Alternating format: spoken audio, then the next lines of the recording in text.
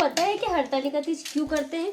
मतलब single girls वो करती है मनोकामना, मतलब मन की इच्छा और अपना जो भी पसंदीदा हस्बैंड है उसको पाने के लिए। तो मैंने भी जब ये किया था तब मैं सिंगल थी और लव में थी, मतलब राहुल जी जो मेरे हस्बैंड है उनको पाने के लिए ही मैंने ये व्रत किया था स्टार्ट। जय श्री कृष्ण दोस्तों, कैसे हैं आप सभी लोग? स्वागत है आपका आज के हमारे ब्लॉग सपना पाटीदार 360 में। तो सबसे पहले आज आप लोगों को हरताली तीज की बहुत बहुत शुभकामनाएं। और गाइस मेरी वॉइस एंड फेस पे मत जाना है क्योंकि बिल्कुल ग्लो नहीं कर रहा है। 4-5 दिन से बीमार चल रही हूँ, जुकाम कोल्ड फीवर सब हो रखा है, तो इस पर बिल्कुल मत जाना, इसको इग्नोर कर देना। तो आज मैं आपको बताऊंगी हमारे हरताली तीज कैसे मनाई जाती है, इसके क्या महत्व है, इसके पार्वती माता ने शंकर जी के लिए क्यों किया था, कैसे किया था। तो आपको इस ब्लॉग में बने रहना, मैं आगे आपको सब कुछ बताऊंगी। सबसे पहले हो जाते हैं हम रेडी। तो उसके लिए मैं आपको बताती हूँ मैं क्या पहनने वाली हूँ। तो देख सकते हैं आप एवरीवन कि मैं ये वाली साड़ी पहनने वाली हूँ और ये वाला चूड़ा पहनने वाली, जो कि मैंने सेट बना के तो रखा था लेकिन बेबी ने बिगाड़ दिया है। तो आज मैं थोड़ी लाइट वेट ही साड़ी पहनूंगी क्योंकि मुझे थोड़ा सा फीवर वगैरह है, तो इसलिए मेरी ज़्यादा इच्छा नहीं है। बट चलो फिर हम रेडी हो जाते हैं, फिर आपको फुल लुक दिखाते हैं। तो मैं हो गई हूँ रेडी दोस्तों, बस मैंने बैंगल्स भी पहन ली, थोड़ी सी लिपस्टिक बाकी है वो लगा लेते हैं।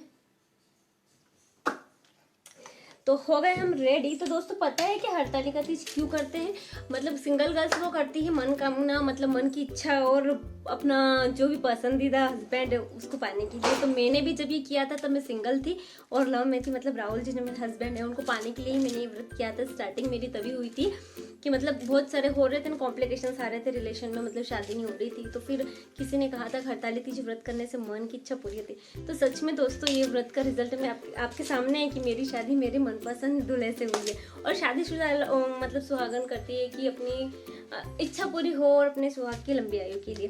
तो बने रहना, अब हम जाएंगे पूजा। दोस्तों मैं पूरी तरीके से रेडी हूँ। मैं अपना फुल लुक कैसे दिखाऊँ आपको, शायद मिरर में दिख जाए, आप देख सकते हो कि मैं कैसी लग रही हूँ, बताना।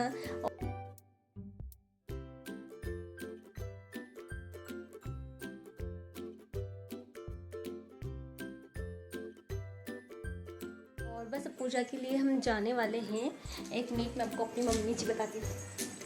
मम्मी देखो कितने मस्त तैयार होके बैठे और हमारी पूजा की देखो थैली रेडी। इसमें क्या है कि आज पत्ते वगैरह चढ़ाते, कहते हैं कि पार्वती माता ने जब ये उपवास किया था ना तब उन्होंने कुछ नहीं खाया था, सिर्फ फूल पत्ते पेड़ पौधे की पत्ती खाई थी। क्यों मम्मी? तो उनको महादेव जी मिले, उन्होंने महादेव जी को पाने के लिए ये व्रत किया था। और अब हमारी पूजा की थाली भी रेडी है, बस हम निकलने वाले हैं पूजा के लिए। इसमें फूल की कमी है, अभी हमारे हस्बैंड का वेट कर रहे हैं लेकिन अभी तक फूल लेके ही नहीं आए। तो बस फिर वहां जाके मैं बताऊंगी कि कैसी क्या स्थापना की जाती है आज।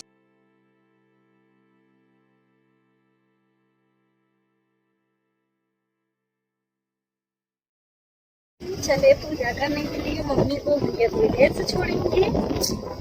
देखो मौसम कितना अच्छा है। आ गए हैं पूजन स्थल और देखो अब कितने प्यारे गणेश जी बनाए हैं, भोलेनाथ जी।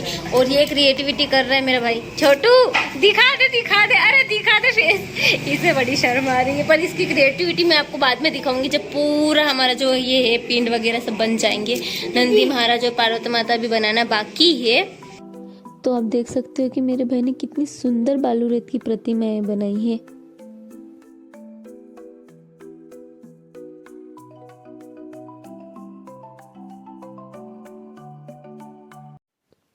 तो आज ऐसे बालू मिट्टी से गणपति जी और भोलेनाथ जी, माता पार्वती और साथ ही साथ नंदी महाराज भी बनाए जाते हैं। तो देख सकते हैं हमने इनकी स्थापना कर दी है और हमारी हरताली तीज की पूजा शुरू हो गई है।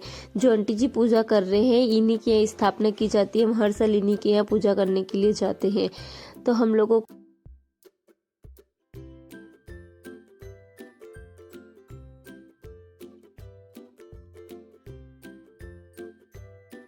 तो मैंने भी कर दी है पूजा शुरू। हरतालिका तीज व्रत माता पार्वती जी ने शिव जी को अपने वर के रूप में प्राप्त करने के लिए किया था। आज के दिन हम माता जी को पूरा श्रृंगार का सामान चढ़ाते हैं, चूड़ी, सिंदूर, मेहंदी, बिंदी सब कुछ, और 36 तरीके की पत्तियां चढ़ाते हैं। साथ ही फल फ्रूट भी चढ़ाते हैं और पुष्पों से इनसे सजाते हैं। फुलेरा बांधते हैं जो कि कहते हैं कि जो कुंवारी कन्या या कुंवारे लड़के मात्र 5 फुलेरे के दर्शन करने से उनकी जो भी बाधा हो रही है सगाई शादी में वो दूर हो जाती है और जल्दी उनका विवाह संपन्न हो जाता है। माता पार्वती जी ने जंगल में रह के इस व्रत को संपन्न किया था। बहुत ही कठिन तपस्या की थी उन्होंने। कहते हैं उन्होंने सिर्फ पेड़ पौधों की पत्तियां खा के इस व्रत को किया था, इसलिए 36 तरह की पत्तियां चढ़ाई जाती है। तो देख सकते हो दोस्तों कि धीरे धीरे हमारा पूरा हॉल भर चुका है।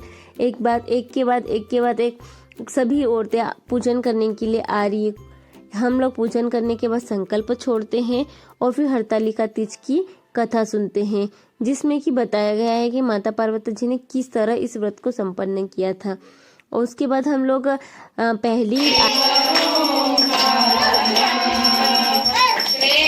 हैं कि पहले ही पूजा होने के बाद हम चाय या पानी पी सकते हैं। उसके पहले तो नहीं पीना होती है, लेकिन उसके बाद हम पी सकते हैं। उसके बाद वापस से हम पूजा स्थल पे जाएंगे, क्योंकि उसके बाद हमें 3 पूजा और करनी होती है।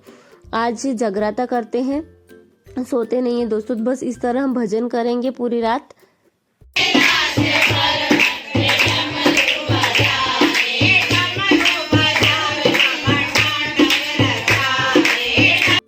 तो बस पूरी रात इसी तरह भजन चलते हैं, नाच गाना चलता है, जगराता होता है और फिर एक के बाद एक पूजा भी होती है।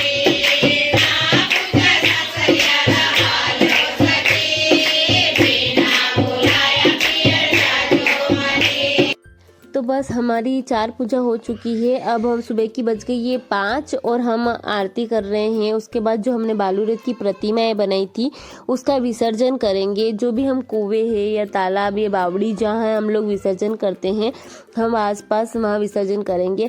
हम और सुबह के 5 बजे तक हम लोगों ने जागरण करी है। अब हम इस प्रतिमाओं का विसर्जन करने के लिए जा रहे हैं।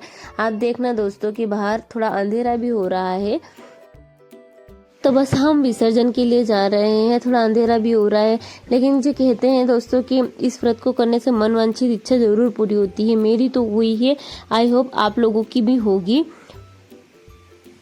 तो बस यहाँ लास्ट पूजा करने के बाद हमने बालूरथ की प्रतिमा बनाई उनका विसर्जन कर देते हैं। तो दोस्तों हमने इस तरह से मनाई हरताली तीज।